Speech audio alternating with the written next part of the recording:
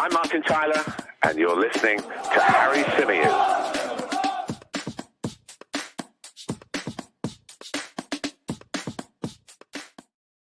Good morning and welcome back along to the Chronicles of La Laguna, the Arsenal podcast, part of the 90-min football family. As ever, I'm your host, Harry Symeou, and on this edition, we're going to be discussing all the latest Arsenal-related transfer news. We're going to be talking Jurrien Timber, reports coming out of the Netherlands that he has already agreed personal terms with Arsenal. We're going to be discussing the Declan Rice negotiations.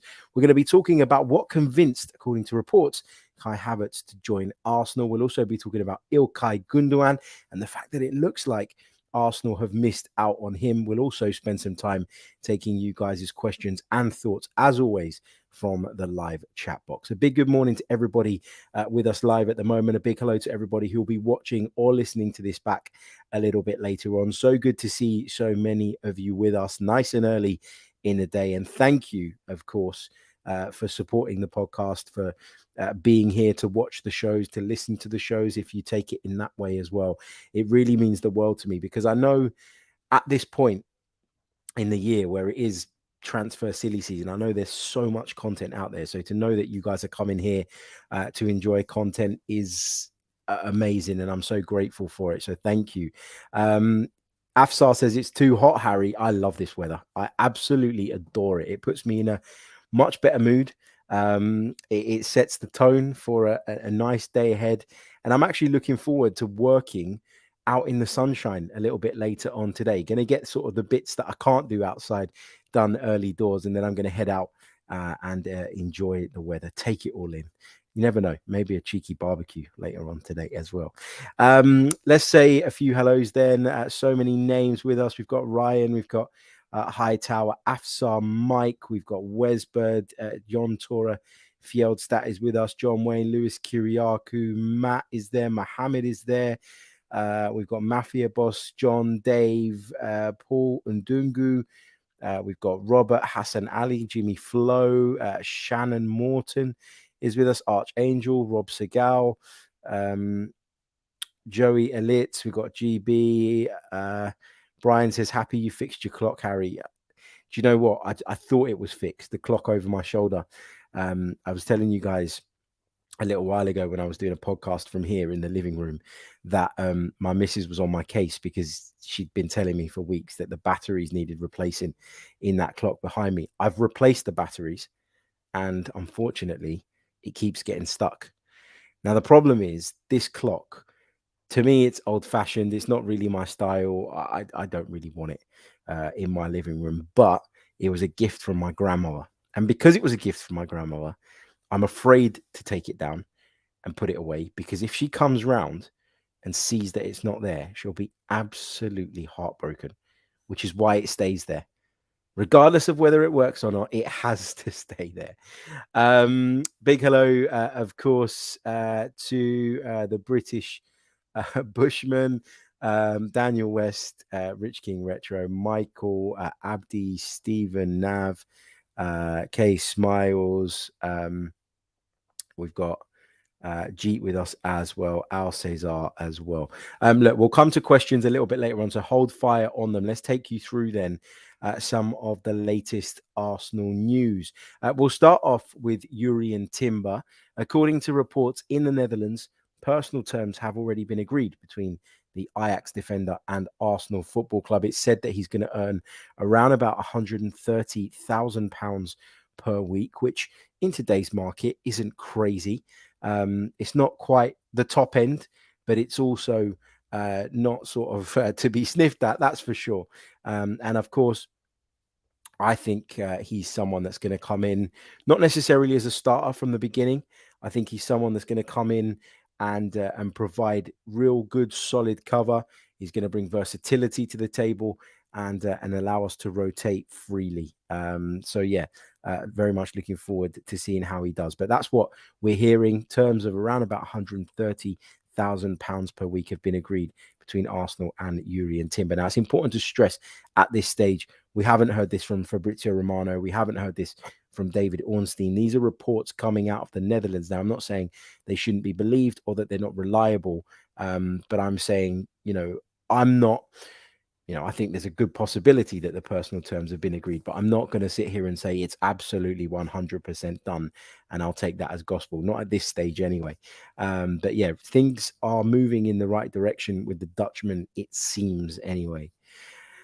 Kai Havertz, apparently, who Arsenal agreed a deal for yesterday, is due to have his medical with Arsenal in the coming days. Arsenal, according to Simon Collins, are happy to do this abroad if it means that they can wrap up the signing nice and quickly. We keep talking about the importance of Arsenal getting people in place nice and early, of Arsenal getting these players in and around the group and available for pre-season and for the pre-season tour.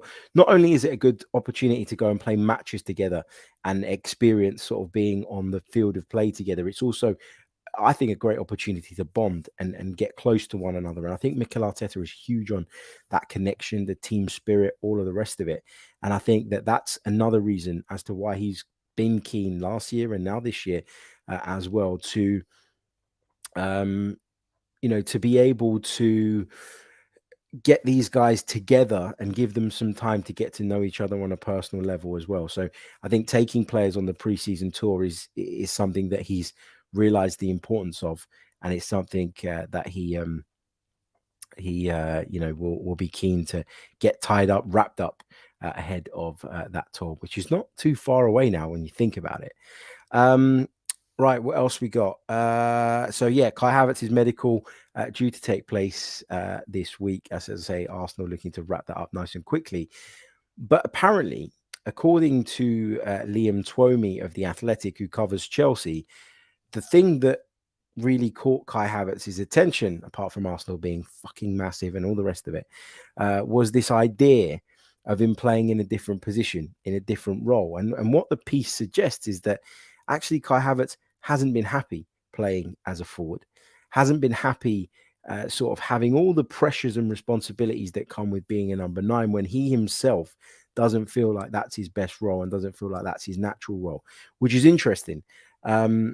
We put out a podcast yesterday. Was it yesterday? Yeah, I think it was yesterday. Talking about where I think Kai Havertz fits in to the Arsenal picture. And it's a quick opportunity to remind you guys that you can become a member of the Chronicles of Laguna podcast over on the Another Slice platform. You can subscribe, and not only will you be supporting the podcast, you'll be supporting me in our donations to charity as well. So someone piped up, by the way, in the comments yesterday and said, which I got to address this because I saw the comment, and I must admit it felt like a bit of a kick in the balls, and I don't normally pay too much attention to that type of comment, to people sort of trying to have a go at me or people wanting to have a dig. But basically, yesterday I said to you guys that our latest bit of members content was out over on the Another Slice platform.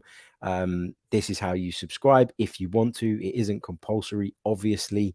It does help me as a freelancer to focus more of my time and efforts onto this channel, which, as I've said to you guys 1,000,001 times, is my number one priority and the thing that, I'd love to do more than anything else. But you got to keep the lights on as well, right? But anyway, there was a comment yesterday where someone said basically something along the lines of, how can you, or isn't it out of order that you are trying to associate a charity with your memberships? If it was that good, then nobody would give a shit about the charity, but it feels like you're trying to get people to sign up by putting the charity thing into the middle of it. Let me be clear. There are loads and loads and loads of podcasts that do memberships, all the rest of it. It is not compulsory. I don't even mention it, or I haven't mentioned it for ages on our shows. It's not something I want to shove down people's throats every single day of the week. But for me, the reason I wanted to give money to charity from this is because I think that if I'm going to put this out there, I think I have a responsibility to give something back in some way, shape, or form. And I've chosen a charity that means a lot to me. I've chosen a charity that I've had to use in my life with my daughter.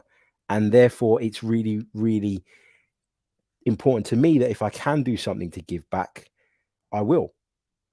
And we're donating as much as 50% of what we're getting in terms of memberships to the Great Ormond Street Children's Hospital here in London.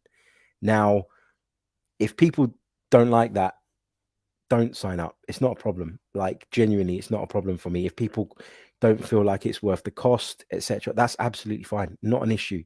As I say, I'm not going to disrespect people that don't, or have an issue with people that don't, because I live in the real world. I understand, we don't all have the same disposable income that we had maybe a year, 2 years ago. So I completely get that. I'm fine with it.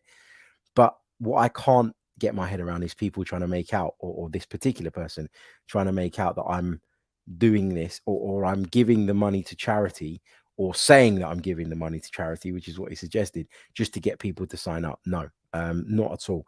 I don't have to give it to charity, but I am, because I want to give something back, and that's a charity that means a lot to me. But anyway, the reason I got onto that conversation, or went onto that tangent, was because we did put out a piece for our members, which was, where would Kai Havertz fit in at Arsenal? And Liam Twomey's piece suggests that Kai Havertz has been sold the Arsenal project on the premise that he's going to play in midfield, that he's going to play as the Granit Xhaka sort of replacement. And I sort of think about it, and so many people are saying it, that I'm starting to think, well, hold on a minute, maybe there's something in this. But the truth is, I just don't see it. I sort of put the reasons in to that podcast as to why I don't believe he'd be a good fit necessarily in that 8 position. But I'm happy to be proven wrong. I think if you had a system whereby, for example, Martin Odegaard wasn't available, so then you had a little bit more balance on the left side or on the right side in terms of that defensive solidarity, then I'm okay with Kai Havertz being one of those midfield players and having that little bit of extra,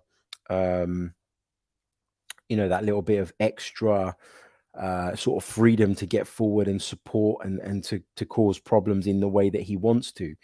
Kai Havertz has given interviews where he's said, I'm happy to play up front. I quite like playing up front, but then that kind of contradicts what this report says, which is actually one of the main reasons he wanted to join Arsenal was because he is able to drop into a deeper position in which he himself feels more comfortable. So I don't really know what to make of this. But as I say, if you go over to the Another Slice platform, if you sign up and gain access to our members' content, the next piece of which is dropping tomorrow on Jurrien Timber, then you'll be able to listen to my detailed, in-depth analysis of why I don't think that that he is necessarily that midfield player that maybe some people see him as at this point.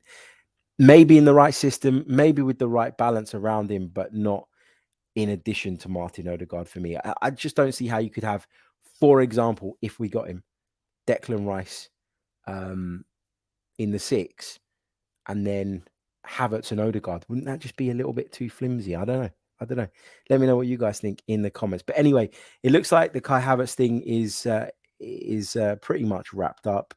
The fee's been agreed. It's just the medical now, which, as I say, according to Simon Collins, Arsenal are looking to do in the next few days so that they can get this deal wrapped up. But Liam Twomey of The Athletic is reporting that the midfield role is something that appeals to Kai Havertz, and that's one of the big things that Arsenal sold the project to him on. Moving on to Declan Rice, negotiations are progressing well, according to reports. Some of you are saying that there's a report coming out with regards to Declan Rice and Manchester City. Who's put that out? Because it sounds like it's something that's dropped while we're live. So if you wouldn't mind steering me in the right direction, I will get that. Well, look, I'm just seeing now from Gianluca Di Marcio. I think this is what people are referring to. He says, Man City strongly join the race. What does that mean? Strongly join the race for Declan Rice from West Ham alongside Arsenal. Manchester City are working on a bid. Can you imagine the meltdown that would follow should Manchester City come and steal Declan Rice away from us? On the plus side, it will mean we had the money for Moises Caicedo, I guess, to rival Chelsea. I don't know, but yeah. We keep hearing about this Manchester City interest, and then whenever it sort of gathers a bit of pace, then we hear from the other side where people say, no, actually, Arsenal are, Arsenal are confident that they're going to land this guy. He only wants Arsenal, etc., etc. So I don't really know what to believe on this. Listen, if Manchester City go crazy on the price, if Manchester City go up to 120 million, for argument's sake, if they're willing to go that far, then I think we should walk away. Because I have reservations around whether Declan Rice is worth 100 million, let alone in excess of that. Yeah, maybe we could have got the deal done earlier, but it's not just on Arsenal to do that, is it? And this is the bit that people always seem to miss. People say, well, hold on a minute. Why didn't Arsenal just go and cough up? Well, from what we understand, West Ham had indicated previously that they would do the deal at a lower amount. Therefore, why would Arsenal go in there with a bid that is in excess of what they were told it was going to take to do the deal? Why would you? It's like you going into Tesco's and buying a packet of chicken and saying, oh, well, it says $2.99 on the pack, but you know what, mate, I'll give you $4.99. Don't worry about it. It doesn't make any sense, does it? I also, interestingly, saw a clip from TalkSport yesterday, and I know what people are going to say. TalkSport, don't take too much attention of it. Listen, I do work on TalkSport. There are good people there as well. There are some that talk nonsense, and I'm happy to say that to them on a show, but there are some good people there. And one of the people that I think is interesting to listen to, whether you like him or not, is Simon Jordan, because I think he provides some really good insight sometimes with regards to the business side of football and how things are done, how things go behind the scenes. And what he spoke about was David Sullivan, who, of course, Arsenal are dealing with in their pursuit of Declan Rice. And he said, this was the line he said, if David Sullivan told me it was 9 a.m., I'd have to check my watch, which suggests that in Simon Jordan's opinion, he's not a very trustworthy character. He is someone that will play games, and he is someone that will, go back on his word in order to make sure that he does his best for his club. Now, I'm not necessarily saying that's a bad thing. West Ham fans probably love it and adore it and are all over that, and rightly so, if he's got the interests of your club at the center of what he's doing. But, if Arsenal were indicated too that this deal could be done for less, made the offer at the price at which it was indicated it could happen, that got knocked back. Went in with a second offer, that got knocked back again, and they're now preparing a third. And then someone else comes in and says, well, you know what, we'll give you 120 million. There's a part of me, as much as I want Declan Rice, that thinks Arsenal should go, no, you know what, you're taking the piss, and back out. Because, as I say, I've got reservations around whether or not Declan Rice is worth 100 million pounds, let alone going beyond that. To go beyond that is questionable. To go a little bit beyond that to get the deal done, fine. To start going into the regions of 110, 120 million pounds is crazy. It's mental. So yeah, we'll have to see how that goes. But look, we've heard a lot about this City interest, and at this moment in time, at the time of recording, a bid has not gone in yet, to our knowledge, from Manchester City. So should we be panicking? I don't think so. Not just yet. I think we should keep our calm, keep our cool, because there's no guarantee that they're going to go in and make that bid. I think that obviously them losing Ilkay Gundogan, he's agreed to go to Barcelona, it seems. Bit disappointing for us because he's a player that I really wanted and really liked. The fact that he's going now probably flicks Manchester City into action, into gear, because they now feel like they need to go out and replace him. But they've already wrapped up a deal for Mateo Kovacic, who I would argue is a more like-for-like replacement than Declan Rice would be anyway. Jay Sayers in the chat says Bernardo is leaving as well. No confirmation of that at this stage. We know that Bernardo Silva's got offers from a number of clubs. Barcelona hoping to do it, but could be difficult because of FFP, we're told. We know that there's a Saudi offer on the table as well for Bernardo Silva. He won't have a shortage of suitors. He's a fantastic player.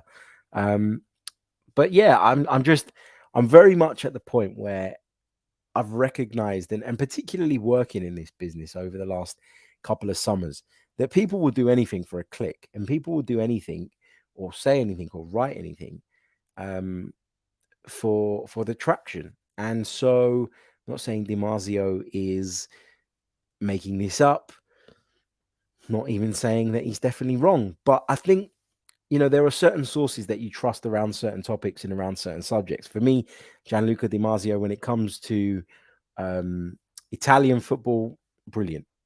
But when it comes to the Premier League, I'm not so trusting of the information that he's putting. And again, just like we said, it was maybe earlier on in this pursuit of Declan Rice, this could well be West Ham wanting to drive up the price. This could be West Ham really wanting to crank up the pressure on Arsenal ahead of that third bid going in to ensure that they get what they want. So anyway, that's where I'm at on this. I think, as far as I understand, to my knowledge, the Rice negotiations are progressing. Maybe not as quickly as we'd like them to.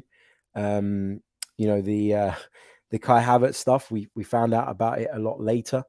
And that's already been wrapped up in terms of the two clubs, you know, sort of getting that deal done. But anyway, we'll see where this goes. It is frustrating that it's taken a while, but it is a high value deal. Interesting as well, yesterday, after we recorded our podcast, that it came out that Manchester United had made another offer for Mason Mount, which was way below what Chelsea were looking for or are said to be looking for. Yeah, it's okay for them to lowball, but for us, it's a big issue and it's a big deal and it's a big problem, and everyone should get on their soapboxes about it. But yeah, that's just the way it goes. Tom Canton put out a good tweet yesterday, didn't he? Chelsea were looking for 75 million for Kai Havertz. They ended up selling him for less. Why? Because we lowballed and we negotiated, and that's just the way football goes. Matt in the chat says, I disagree about overspending Harry. He's Arteta's top target. Plus, it would send a massive message to the Premier League that we have the pull to attract top players, even when City are interested. Yeah, but it only means anything if City genuinely are interested, and if their interest is enough to sort of spark them into life. You know, to sort of to force them to go and make an actual bid. Because you can say, I've got interest, I like that player, but do you like him enough to go and submit an offer for 100 and whatever million pounds? And that's the difference. And at this stage, at this moment, it's just words from Manchester City, because to our knowledge, as I keep saying, we don't know of a bid having officially gone in. So yeah, that's where I'm at on this anyway. Jay says Tom put that tweet out as sarcasm, Harry. Yeah, but there was an element of truth to it. That's the point. Like, he went fishing. He's admitted that. Yeah, absolutely. He went fishing, looking for people to buy 100%. But there was truth to it, because we got the player for less than what Chelsea were asking for, which is the point I'm making. Anyway, guys, we're going to take a short pause because that's kind of all the news from today. So let me just quickly recap. According to reports in the Netherlands, Jurrien Timber has agreed personal terms with Arsenal. That's said to be a package worth around about £130,000 per week. Kai Havertz's medical is due to take place in the coming days, possibly even this week. Arsenal happy to do it abroad if it means they can wrap up the signing nice and quickly. Kai Havertz was said to be convinced by the new role that Mikel Arteta has mapped out for him, although I'm still not sure about that. Rice negotiations are ongoing / progressing, according to some. But obviously, while we're on air live, about Gianluca Di Marzio potentially or reporting a potential bid incoming from Manchester City, which could complicate things. We've also missed out on Ilkay Gundogan, it seems, who is headed for Barcelona.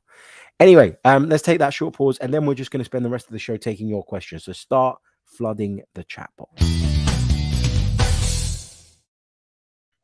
Welcome back to the Chronicles of Laguna, the Arsenal podcast, part of the 90-min football family.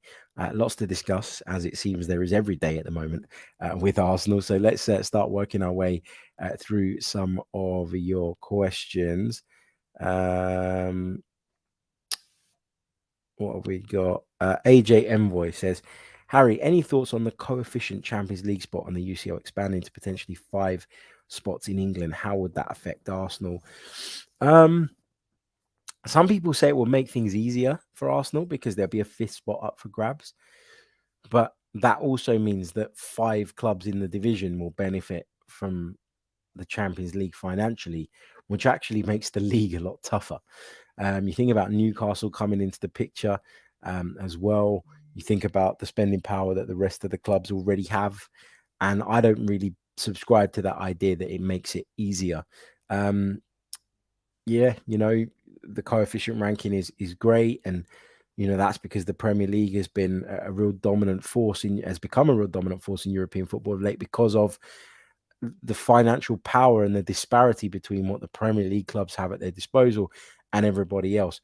I personally don't like the idea of there becoming like this stronghold of Premier League clubs, I beg your pardon, sort of bossing around European football. So for me, it should have stayed at 4.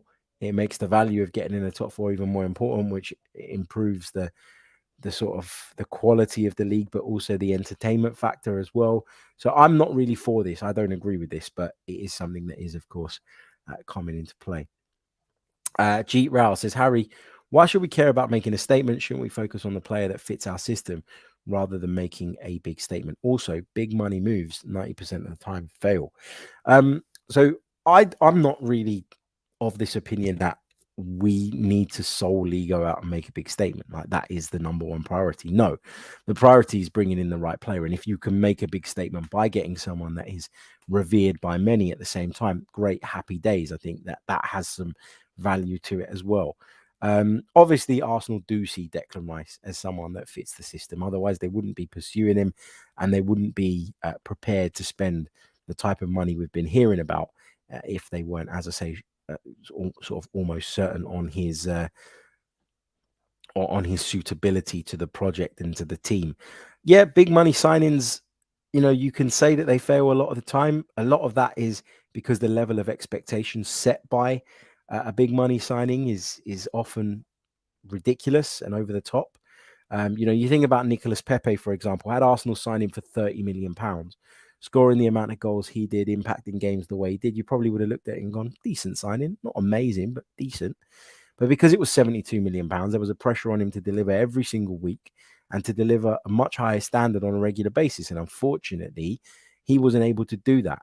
And that then brings increased scrutiny because of the money that you've paid. So, yeah, there is pressure on big money signings, but that's just what it takes nowadays to get the best players. So you're going to have to take that pressure as part and parcel of what you get when you sign. And for somebody like Declan Rice, he'll know that coming to Arsenal, if that does, of course, happen for that kind of price, is going to be sort of something that brings pressure alongside it. Mike in Perth says, update on the phone-in shows, mate. We did one the other day. What day was it? I'm trying to think now. We did one earlier in the week. We will do another one next week. We'll make sure that we do them weekly over the course of the summer. So yeah, do come over and check them out. I'll let you know exactly on days and stuff. As I keep saying to you guys, I was genuinely ready to like just wind it down over the summer. Like the transfer stuff is good and people want to hear it and we do it. And the plan was to do it every day like this, but not to do too much around it and outside of it, because I am knackered after the year that I've had, it's been a great year, don't get me wrong, but I am shattered and I wanted to wind down, but it's not been the case. I've been getting calls left, right and center, and I feel like I've been running around more than I do during the season. So my schedule is a little bit all over the place, but we did do a phone-in show earlier on. We called it the interactive show. You can find it on the podcast feed or on the YouTube channel if you want to go back and check it out. And we will do another one of those next week. Let's see what else we've got in the live chat box. Bear with me. Has anyone else reported the Man City thing, by the way? Or is it just DiMarzio? Because Mohammed says that the Athletic have reported it. Have they? Let me know who said that, and I'll have a look at it. Okay. What else we got? Lots of you losing your minds about the Declan Rice Man City bid. Apparently, listen, guys, you don't have to put the same comment in the chat box 15 times. It's cool. I can see him. K Smiles says, if we are to sign Rice and Havertz, but Xhaka and Partey leave, do you think we require additional squad depth in midfield? Absolutely. 100%. We'd need a minimum of one more if the plan is for Havertz to play midfield, which again, I'm not convinced it is. Or it's going to be as permanent a thing as people make it out to be. I think it gives us an option. But yeah, I think there's a part of me that looks at Havertz and goes, well, you don't spend 65 million on someone that's going to sit on your bench. So he must be being shoehorned in somewhere. And so maybe that is a possibility. But, you know, I still don't really see the fit. And maybe Arteta does, and Arteta knows far more than me. But yeah, I'm a little bit unsure about that. But yeah, with regards to your question, if we sign Rice and Havertz, but Xhaka and Partey leave, do we require additional squad depth? 100%. Because I think we were already one short in the midfield area. And so to lose two, but then only bring two in, and one of them not really being a specialist midfielder, I think increases the need to add those additional numbers, but also quality too. Remember, Jorginho still at the club, by the way. Mohamed El-Neni could be back. Not that I want to see the team built around either of those two, but Jorginho is a good squad option. El-Neni, for me, his time has passed. It really, really has. John says, do you believe Saka was told during his contract talks that we'll be getting Rice in for sure? I don't know. I don't know. I think there would have been some discussion around what Arsenal's plans are for the summer, and that would have been something that the Gunners sort of used as a kind of a way of selling the project to Bukayo Saka and keeping him engaged and keeping him on board. Not that I'm saying he wanted to leave, but you know, you think that they would have sat there and said, look, we got big plans. This is where we want to end up. This is what we're working towards. You know, kind of nearly got there last season, but you know, we know we fell short. We understand where we fell short, and we're looking to build on those areas to hopefully not make the same mistakes next time around. So I think he would have been informed of maybe what the plans are, but yeah, I don't know if they'd have said, yep, it's Rice for sure. Lots of you saying if we don't get the Rice deal done, it would be embarrassing. Crusader says, is Arteta thinking Havertz as someone who can solve a problem on the pitch rather than being his like-for-like replacement in a certain position? Yeah, we've talked about that quite a bit. Yeah, we've chatted about that quite a bit. It's unclear for me where he's going to end up playing and what exactly his role is going to entail within the Arsenal setup. Declan Maguire says, Harry, what's your thoughts on Tierney potentially staying? For me, it seems pointless. Arteta clearly doesn't fancy him. He proved that by putting Tommy in at left back ahead of him. So let's cash in. Yeah, there were suggestions the other day that Kieran Tierney could stay on, but again, I'm not sure I'm totally convinced of that at this stage. I think it's been eerily quiet actually from sort of the big journos when it comes to Kieran Tierney. So I still think there's a good chance he leaves, but it will be dependent on what Arsenal can get in terms of a fee for me. Jay Sayer says Fabrizio just retweeted his tweet from last week. Did he? Trying to find it. Yep, he did. He said, understand Man City asked again for status of Rice deal on Friday, waiting for Gundogan decision. But he doesn't say they've made a bid. He's just reiterated the information that the deal was entering into its crucial days. Arsenal want to be fast to avoid surprises. New bid to be discussed. Personal terms almost agreed. Understand City have asked again on the status of the deal and are waiting for Gundogan's decision. So he's kind of suggesting it. Maybe he's being a bit cryptic. I don't know. Raul says, Harry, assuming we buy him, would Arteta play Timber as an inverted right back and play Tommy /Kivior as a left back? Solves our defensive frailties. on that side. I think he'd like to have that flexibility to be able to almost mirror what we do on the left, on the right-hand side at times. I think Ben White can play the inverted right-back role as well. I do think that Jurrien Timber would be coming in, though, predominantly as a centre-back. I really do. Obviously, he has that flexibility, and that's great, and it gives us options, etc. But I think predominantly he will be coming in as a centre-half. Yeah, to be able to mirror what we do on the left, on the right at times would be great. To be able to flip it around, to add some variety to our game would, of course, be excellent. I'm not ruling out Zinchenko continuing to play as big a role as he has. So to say that Tommy or Kivior would be the left back, I think is not disrespectful to Zinchenko, but almost dismisses how important he's been and how much Mikel Arteta rates him. So, yeah, we'll see. Goon Gang AFC says, love the headset, Harry. Looks like you're about to convince me to buy into your Forex strategy. As I mentioned to you guys last week, I had to have a couple of things done down in the man cave, which is why I'm not recording at the desk with the microphone and all the rest of it. They started what they were doing a week or so ago, had a little issue, so I had to come back and fix it, which they're doing now.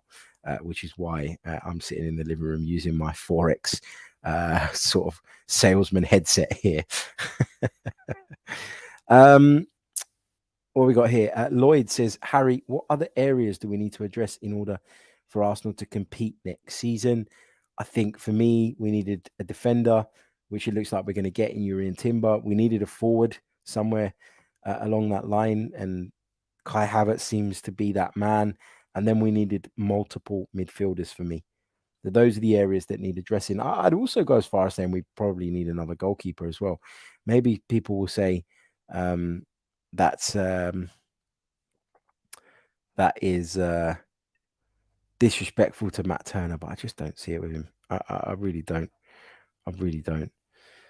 What else have we got here? Let's have a look at. People keep saying that this has been tweeted, that's been tweeted. Oh my God. The dreaded David Ornstein tweet. Manchester City expected to submit an offer to West Ham for Declan Rice today. Man City have serious interest in recruiting the 24-year-old England midfielder, and it is anticipated a formal bid will be lodged soon to rival Arsenal for the signing. The Manchester City just have to fuck up everything for us. Seriously, man. What are they going to do with Declan Rice? How many midfielders do they need? For God's sakes. The Ornstein bomb has landed. Look, I think what we'll do is we'll do another show tonight in which we talk this bid from Manchester City. We discuss how much of a concern and issue this could potentially be for us. But the meltdown is coming, guys, as Alistair Ben says in the chat. So be prepared. Put your helmets on. Take shelter. Because today is going to be a turbulent one, isn't it? But yeah, let's see. Let's see where this ends up. John says, don't blame City, Harry. We're ball watching. Well, then, if I'm Arsenal and I'm seeing that, I would be ringing up West Ham right now and making that £100 million offer. If Arsenal don't do that, look, if Manchester City get him for £100 million, then I think we have every right to be upset and every right to be annoyed with Arsenal not showing enough conviction quickly enough to do this deal and get it over the line. If Manchester City go 120, I won't be angry at Arsenal. It is sort of my initial feelings to this news and my initial sort of reaction to this. But anyway, the player has to accept that as well. The player has to want that move to Manchester City. And is he going to be concerned that he might find himself in the Calvin Phillips position, not playing very much? Because I don't know. Maybe I'm wrong. Maybe I'm naive. I just don't see him as a Pep Guardiola player. But anyway, we'll see where this ends up, of course. Look, going to leave it there for now, guys. We'll be back later for a show. I'm sure of it. And we'll discuss this in a little bit more detail, a little bit more length when we have a bit more information. I'm going to do some digging and I'll catch up with you guys a little bit later on. Thank you for tuning in. As always, I'll see you guys soon. Goodbye. I'm Martin Tyler, and you're listening to Harry Symeou.